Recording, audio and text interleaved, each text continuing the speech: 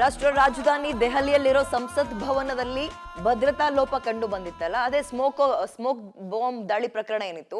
ಈ ಪ್ರಕರಣಕ್ಕೆ ಸಂಬಂಧಪಟ್ಟಂತೆ ಪ್ರಮುಖ ರೂವಾರಿ ಅಂತ ಕರೆಸ್ಕೊಂಡಿದ್ದ ಮೈಸೂರಿನ ಮನೋರಂಜನ್ ಮನೆಯನ್ನ ಡೆಲ್ಲಿ ಪೊಲೀಸರು ನೆನ್ನೆ ತಪಾಸಣೆಗೆ ಒಳಪಡಿಸಿದ್ರು. ಇಡೀ ಮನೆಯನ್ನೇ ಒಕ್ಕಲೆಬ್ಸಿದ್ರು. ಈ ಸಂದರ್ಭದಲ್ಲಿ ಏನಾದ್ರೂ ಮಾಹಿತಿಗಳು ಸಿಕ್ತಾ ಅವ್ರಿಗೆ? ನೋಡ್ಕೊ ಬರೋಣ. ಸಂಸತ್ನಲ್ಲಿ ಸ್ಮೋಕ್ ಬಾಂಬ್ ಹಾಕಿದ ಪ್ರಕರಣ, ಆರೋಪಿ ಮನೋರಂಜನ್ ಕುಟುಂಬಸ್ಥರ ತೀವ್ರ ವಿಚಾರಣೆ. ದೆಹಲಿಯ ಸಂಸತ್ ಭವನದ ಕಲಾಪದ ವೇಳೆ ಸ್ಮೋಕ್ ಬಾಂಬ್ ಹಾಕಿದ್ದ ಆರೋಪಿ ಮನೋರಂಜನ್ನ ಮೈಸೂರಿನ ನಿವಾಸಕ್ಕೆ ದೆಹಲಿಯ ಪೊಲೀಸರು ಎಂಟ್ರಿ ಕೊಟ್ಟಿದ್ದಾರೆ. ಓರ್ವ ಮಹಿಳಾ ಪೊಲೀಸ್ ಸೇರಿದಂತೆ ಇಬ್ಬರು ಅಧಿಕಾರಿಗಳ ತಂಡ ಮನೋರಂಜನ್ ನಿವಾಸದಲ್ಲಿ ತಪಾಸಣೆ ಮಾಡಿದ್ರು.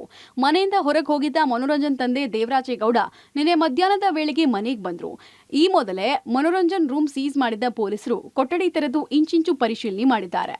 ಮನೋರಂಜನ್ ಪೋಷಕರನ್ನ ತೀವ್ರ ವಿಚಾರಣೆಗೆ ಒಳಪಡಿಸಿದ ಪೊಲೀಸರು ತಂದೆ ತಾಯಿ ಇಬ್ಬರನ್ನೂ ಪ್ರತ್ಯೇಕವಾಗಿ ಕೂರಿಸಿ ಪ್ರಶ್ನೆ ಕೇಳಿದ್ದಾರೆ.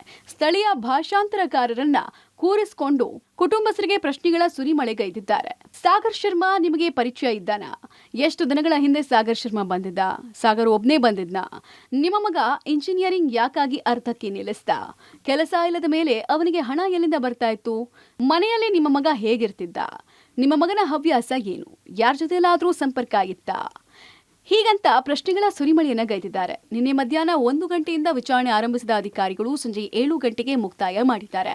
ಈ ಮೂಲಕ ಸತತ 7 ಗಂಟೆಗಳ ಕಾಲ ವಿಚಾರಣೆ ಮಾಡಿ ಅಧಿಕಾರಿಗಳು ಮರಳಿದ್ದಾರೆ. ಒಟ್ಟಿನಲ್ಲಿ ಒಂದಷ್ಟು ಮಹತ್ವದ ಮಾಹಿತಿಯನ್ನು ಸಂಗ್ರಹ ಮಾಡಿರುವ ಪೊಲೀಸರು ಮನೋರಂಜನ್ ರೂಮ್ನಲ್ಲಿ ಮಹತ್ವದ ದಾಖಲೆಗಳನ್ನು ವಶಕ್ಕೆ ಪಡೆದುಕೊಂಡಿದ್ದಾರೆ ಎನ್ನಲಾಗಿತ್ತು. ಪುತ್ರನ ಕಿತಾಪತಿಗೆ ಮನೋರಂಜನ್ ಪೋಷಕರು ಪೊಲೀಸ್ ವಿಚಾರಣೆಯಿಂದ ದಂಗಾಗಿ ಹೋಗಿದ್ದಾರೆ. KP Nagaraj, public TV, Mysuru.